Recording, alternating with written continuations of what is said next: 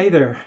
I know you've been hearing a lot about scientific modeling these days, modeling the pandemic, for example. And so I thought I'd spend a couple of episodes kind of diving into the wide and wonderful world of scientific modeling, okay? So get ready. It's going to be fun. Um, First, I just want to start with the obvious, a kind of a trivial question like, what is scientific modeling? And in a nutshell, scientific modeling is a serious game of make-believe. It's a serious game of make-believe. It's a way of simulating reality, right?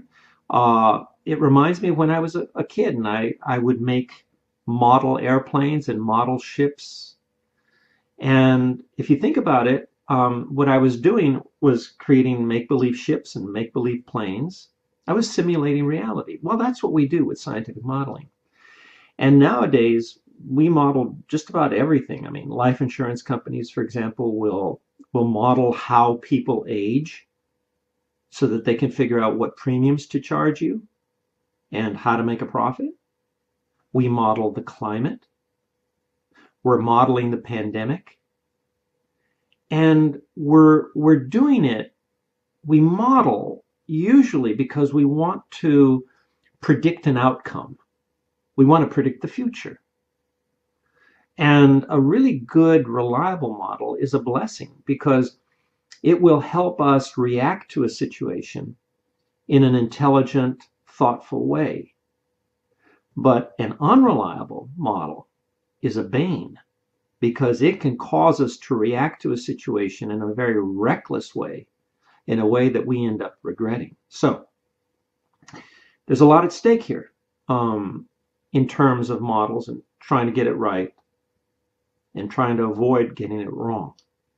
Okay, so then before we go any further, what I'm saying to you is that scientific modeling is really the scientific equivalent of gazing into a crystal ball. And I'm not being facetious here. Or, breaking open a fortune cookie. Or consulting a Ouija board. Again, these are all ways over the years that we've attempted to look into the future, to predict the future. And nowadays we use supercomputers more and more. And that's a good thing in the sense that they help us create more and more detailed, more realistic make-believe worlds, make-believe models. But at the same time, they can be bad because they're really black boxes. And they're like modern day oracles of Delphi. And we run the risk of just believing what they spit out. Yes, we create an algorithm and all that sort of thing, and I'll have more to say about that later. But they spit out a result, and we can run the risk of just kind of accepting it blindly. And that's a danger. I'll have more to say about that in the next episode. But anyway, so my own first experience with scientific modeling came when I was a grad student at Cornell studying high energy physics, which is the study of subatomic particles, protons, neutrons, electrons, and even things that are smaller than that. And in high energy physics experiments, designing an experiment is a very expensive proposition. These are big detectors. They take years to build. And then you use them in these very expensive atom smashers whose time is very precious. So you don't want to waste it with a bad experiment, with a bad detector. So typically what we do in high energy physics is that we, before we design and build it, we simulate it. We create a model of it. It's a make-believe detector. And then you run an experiment on the computer. You simulate the experiment. Again, you're simulating reality. It's a make-believe world. And you see how your detector reacts. Is it behaving well? Not well? So you tweak the design. And once you're convinced based on this kind of make-believe model, then you can proceed. You can say, okay, it's good to go. Let's build it. And that's called Monte Carlo simulations or Monte Carlo modeling. And that's used even today a lot in high energy physics. Okay. Then in the summer of 1979, I was given the opportunity to intern at KPIX TV in San Francisco. That's a CBS affiliate. and I was really excited because I got to work with Wendy Dakuda, who was the not only the anchor but the science editor. So it was really my first foray into television news, science news, and so I was very excited. And it just happened that around that time, the big buzz, today the buzz is pandemic, but back then in the summer of '79, the buzz was the Skylab. That was the original space station we sent up.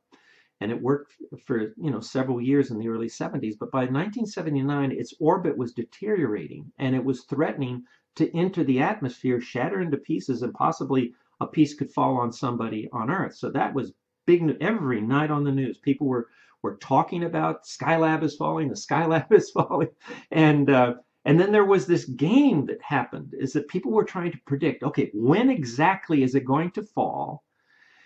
And so, I just decided on my own. Nobody assigned me this, but I thought, hey, I've got experience with modeling. I can use my expertise in scientific modeling to do something about this. So I didn't have a supercomputer. It was just me, myself, and I. And I did a little technique, and I'll have more to say about that at the end of the episode. But anyway, just tell you that I did a little model, a little homemade Michael Gillen model, and I figured out when the sucker was going to hit the atmosphere and break up and rain down on Earth. And I went to the news director, and he believed me because I was their resident scientific pinhead. So he thought, oh, hey, this is something new. We can add to the whole worldwide discussion.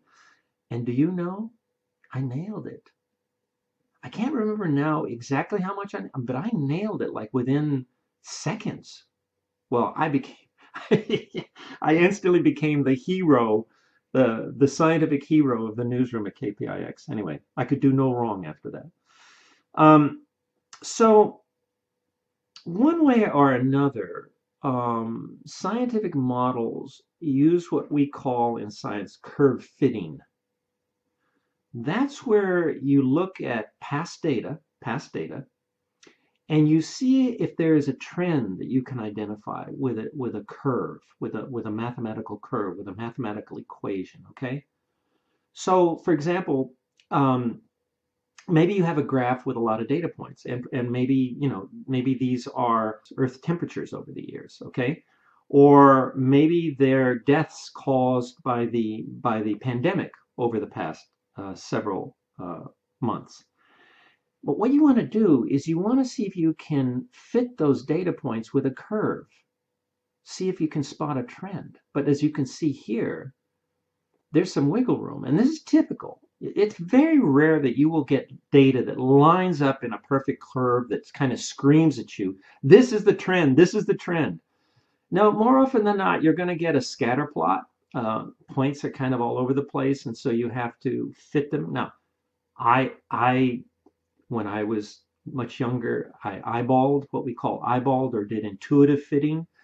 Nowadays, again, we have supercomputers and we have some, very fancy programs that help you do that fitting. But nevertheless, even with supercomputers, there will be wiggle room. There will be more than one curve you can fit to past data. And that's what results in the disagreement among models, or even within a model, it'll have different scenarios, best case, worst case, somewhere in between.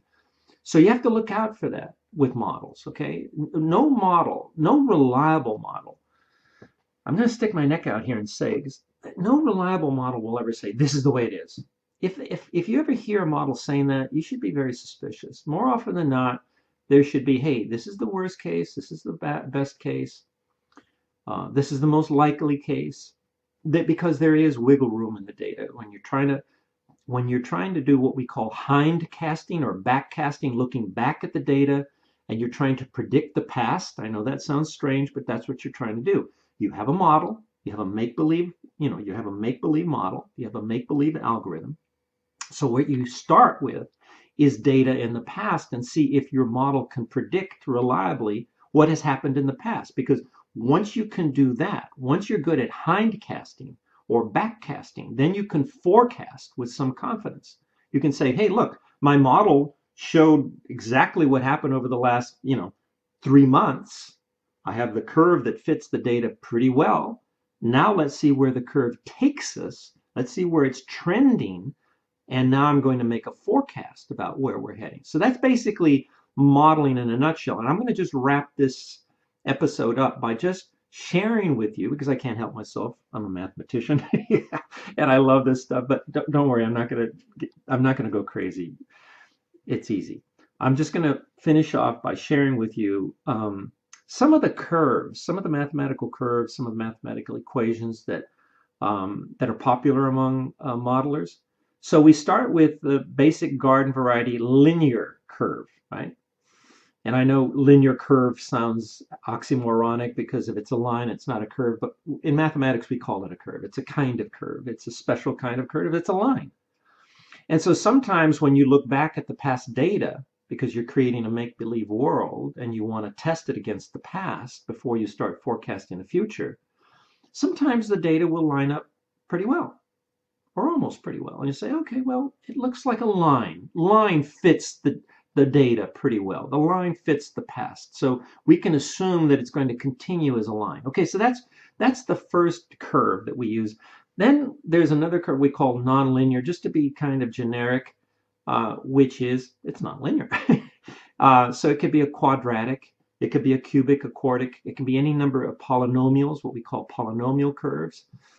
Okay, and so sometimes when you look at the past data and you're trying to fit it, it'll say, no, it's not a line, it's one of these kind of nonlinear curves. Okay, and then you want to extrapolate that curve if you now want to forecast. Okay, that's the trend. Let's see where it's taking us a month, 2 months, 3 months from now, right? And then there's that granddaddy of all curves that you're hearing a lot about these days, and that's the exponential, the beautiful exponential. And it's in a class all by itself, and it's all viruses behave exponentially. So whenever you're talking about viruses, or even populations of other creatures, you will often see the exponential, and there it is in all its glory. I happen to love exponential. I love the sweep of the curve. There's a beauty, there's a gracefulness, but there's also, when you're associating with a pandemic, there's an ugliness to it as well. So anyway, that's it. I'm going to leave it there for now. In the next episode, I'm going to talk about how do models go wrong. So in other words, what I'm saying to you is, this is the world of make-believe. Because there is uncertainty in any model, I don't care how certain scientists are about a model, there is just fundamental uncertainty. And you should then look at every model, or you should consider every model warily, especially if it seems like over the top. You should approach it somewhat warily, cautiously, still taking it serious, but warily and cautiously. And I'll explain more about that in the next episode, about what can go wrong with models, and you should be alert to that. All right. So for now, thank you for tuning in. Stay safe, stay strong, and above all, no matter what, stay positive.